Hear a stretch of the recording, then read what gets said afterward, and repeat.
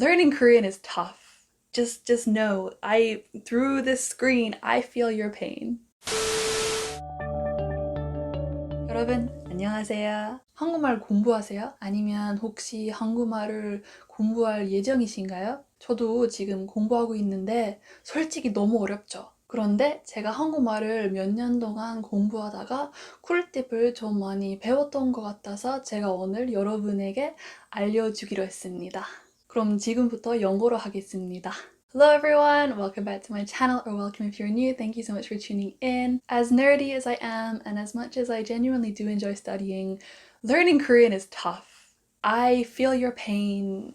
Just know, through this screen, I feel your pain. But after studying Korean for a good few years now, I have gained some valuable knowledge and some insider tips, shall we say, on how to study Korean effectively and different resources and different ways that you can learn Korean. So I thought that instead of just keeping this knowledge to myself, selfishly, I would share it with you guys today. So I'm going to start off with free resources that you can use to study Korean because firstly, your girl is cheap, and secondly, there are just so many free resources out there that before you start spending any money, I think you should really check these out. Firstly, I would consider looking into apps that you can use on your smartphone. One of my favorites is Duolingo. I only started using it recently when I was doing research for this video actually, but I've become really obsessed with it. And I think that it's really great because it has constant notifications, it has a leaderboard, and it really does keep you motivated to keep studying. I get kind of upset when I slide down the leaderboard, and it encourages me to just keep doing lessons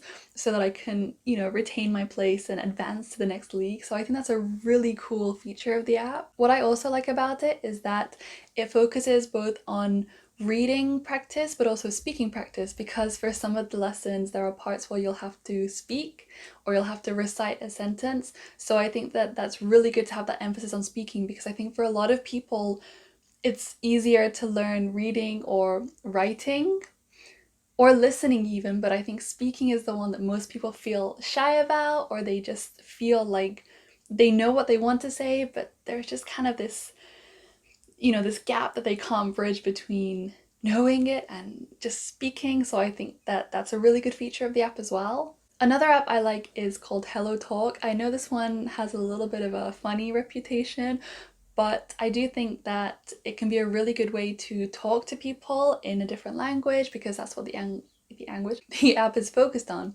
So you can use it as a really great opportunity to make some Korean friends, or you can just, use it as a way to practice reading and writing Korean and learning how to speak Korean in a more natural way, because you're interacting with a real person, not just like source material. And they can teach you ways to, speak for texting, ways to speak if you want to speak more formally. And at the end of the day, I think it's just really great to interact with a real person on the end of the phone. If you're already studying Korean, you probably know about this resource already, so you can just skip past this recommendation. But the absolute best platform, in my opinion, for studying Korean as a beginner or even an intermediate level is Talk to Me in Korean. I started using this website years ago. It must be a decade ago now. And I remember that I started from the very beginning. They really break down every single level, and it's just so well done. It's so well organized, it's so detailed, but in a way that's not overwhelming. They have lessons that you can download in PDF format. You can listen to them now because they have a YouTube, and I know that they have podcasts, and they just have amazing resources. They have physical textbooks that you can buy if you prefer working with, something physical in your hands, not just through a screen. They really have everything. And I think that the reason that I was able to kind of give myself a really good base knowledge of Korean was because of Talk to Me in Korean. So if you haven't already, definitely make sure to check that out. If you are looking to learn Korean, then chances are you're probably already doing this, but watching dramas or films or listening to Korean music with an emphasis on understanding and studying the language can be amazing. I think that using popular culture to study a language can be one of the best methods because one, you're already engaging with something that you enjoy. So you're more likely to pay attention to it, to continue using that medium as a way to study.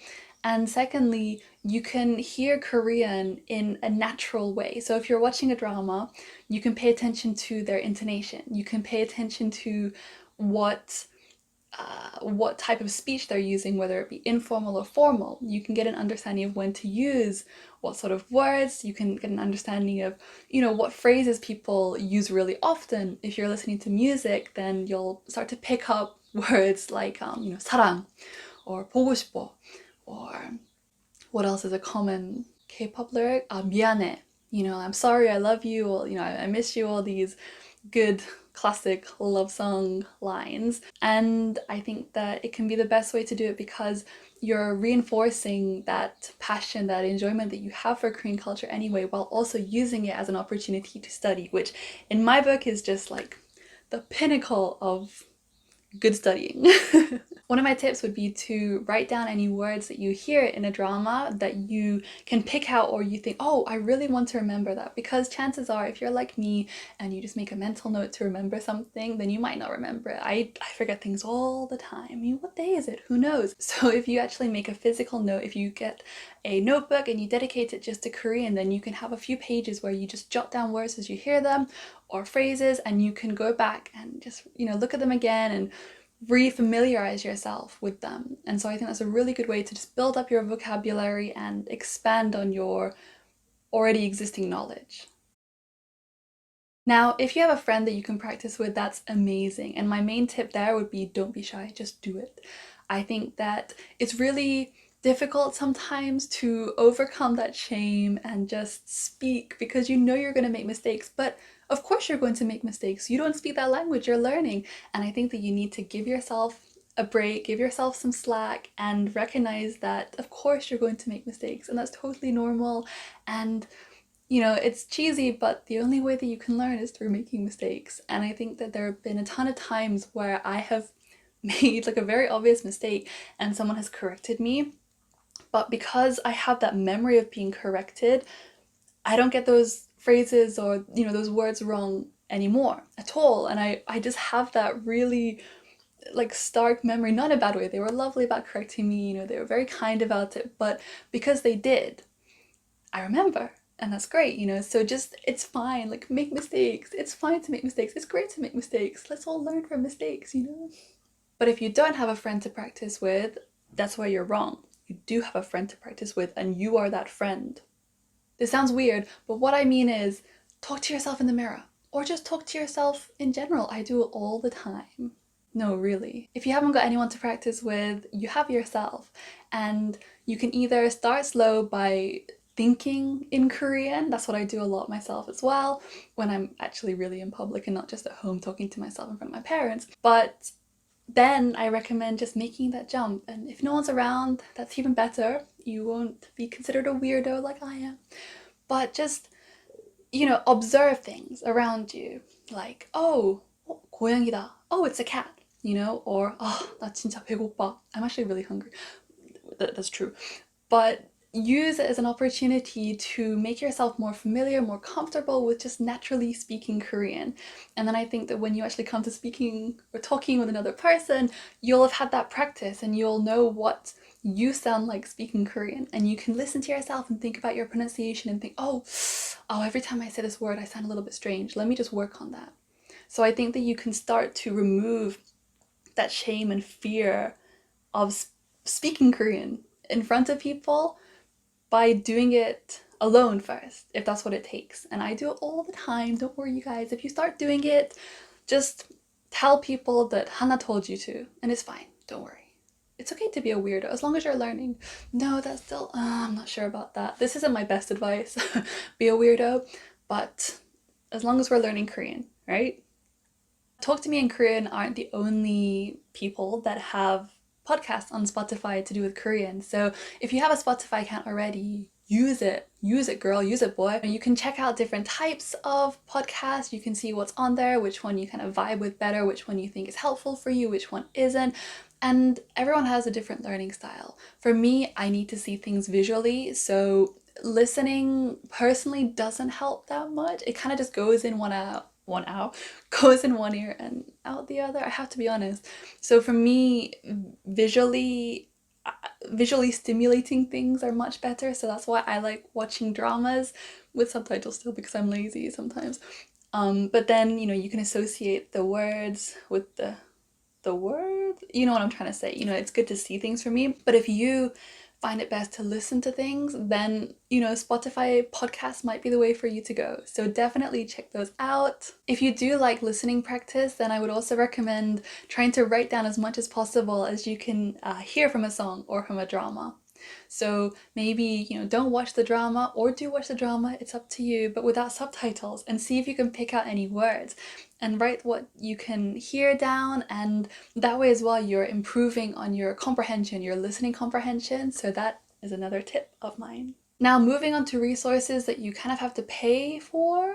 Not kind of have to, but you have to pay for. Perhaps the option that requires the most commitment is a language course. I am very biased because I was lucky enough to attend Sogang's KLEC as part of my year abroad for my degree, and it was incredible. I am very, very biased, but because it was just an incredible language school.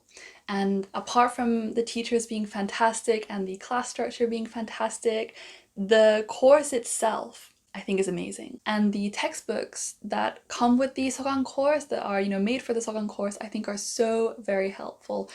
The colors are great, the layout is great, it's so accessible, it's so well done, it's really great how I think the course progresses. So if you're looking into doing a language course, I would recommend Sogang University a billion, trillion, gazillion times. I actually have a video, actually I have two videos on the KLEC and my time at Sogang University. One of them is a general information video, and the second one is a Q&A because I got a lot of questions from you guys about the KLEC and Sogang University. So make sure to check those out if you're interested. You know, there's much more information there that will be helpful to you if you're thinking about applying there. But whether or not you decide to do a language course or the language course at Sogang University, I really would recommend looking into their course books because they were really, really great.